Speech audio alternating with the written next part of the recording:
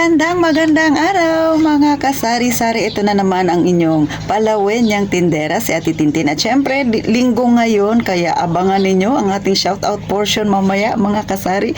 Pero bago yan, syempre mayroong isi-share si Ate Tintin. Sana kahit paano makapagbigay ng kaunting idea sa inyo. Pero bago tayo mag-umpisa, huwag kalimutang mag-subscribe ka na. Pindutin mo na yan, please lang. At pakisabay mo na rin ang like button at notification bell na yan mga kasari. At syempre, pakishare naman kung hindi kayo busy. Kaya, umpisahan na natin ang Real Talk at masaya nating chismisan. Magandang araw sa inyong lahat mga kasari dahil linggo ngayon. So, light lang ang ating pag-uusapan. Kasabay niyan pagkatapos mag-shoutout tayo mga kasari. So, ikaw na may tindahan. Sa mga datihang may tindahan na dyan, alam na nila ang galawang tindahan syempre. Pero ikaw na nanonood sa akin na bago pa lang mga kasari. Alam mo, sa pagtitindahan, no? Lalo na sa mga nagbabalak na magkaroon ng tindahan.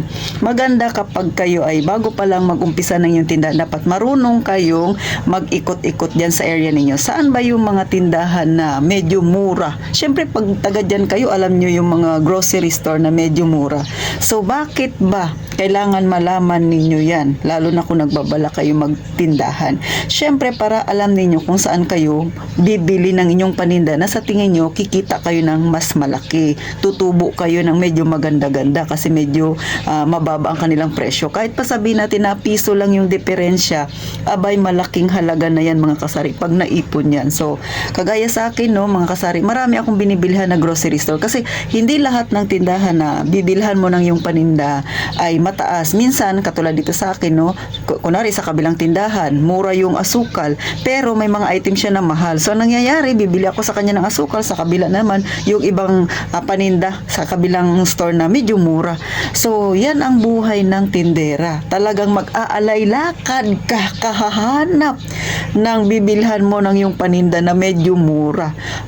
Talaga naman mga kasari. Alam ko, yung mga may tindahan dyan, parang kagaya ko rin. Lalo na mga kasari, no? Pagka mamimili ka, ay, grabe ang alay lakad talaga. So, grabe ang sakripisyo ng isang may tindahan.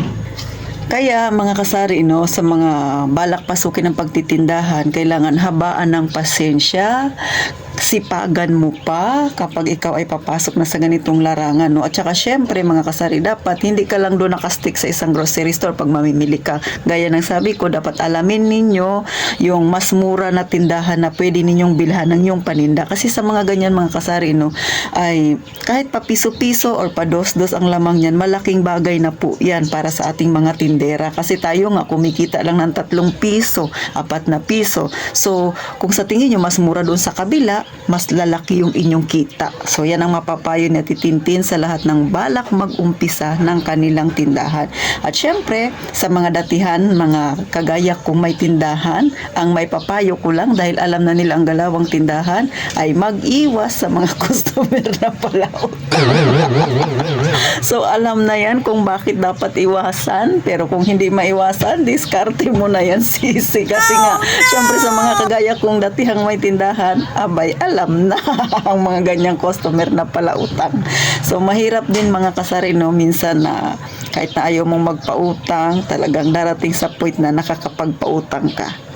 Kaya sa mga hindi pa nagkakaroon ng tindahan pero balak yung ganitong larangan pasukin, sa mga baguhan pa lang din sa pagtitindahan, isa rin yan sa inyong dapat pag-aralan. At isa rin yan sa mga ganyang klase na customer na dapat mong iwasan. So yan ang payo ni Ate Tintin. Medyo light lang tayo ngayon.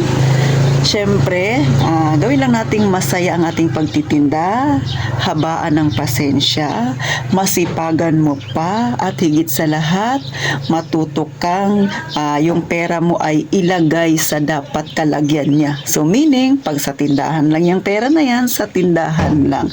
Dapat matuto ka ring mag-ipon, yan ang mahalaga. Kapag ikaw ay may tindahan para pag nagkaroon ng emergency ang yung tindahan, meron kang mahuhugot mga kasari. So, yan ang simpleng tips ni Ate Tintin, no?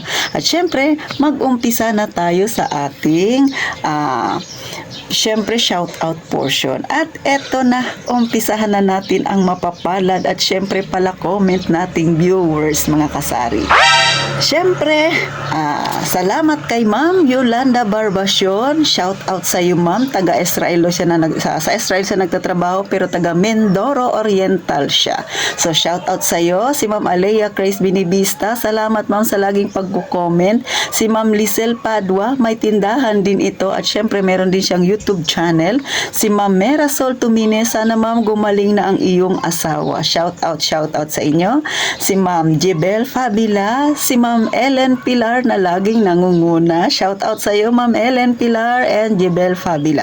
Si Ma'am Ann Magturo na taga Antique, si Ma'am Myra Agpuldo, si Ma'am Glory Cortez. Shout out sa iyo Ma'am Glory Cortez. Si Ma'am Nanay Tess TV, so meron din ito siyang YouTube channel. Si Ma'am Lala Dibila, si Ma'am April Marson, yung iyong gustong malaman ng kasagutan Ma'am sa iyong na-comment. So gagawan pa natin yun ng ng vlog sa susunod dahil medyo busy pa si Ate Tintin.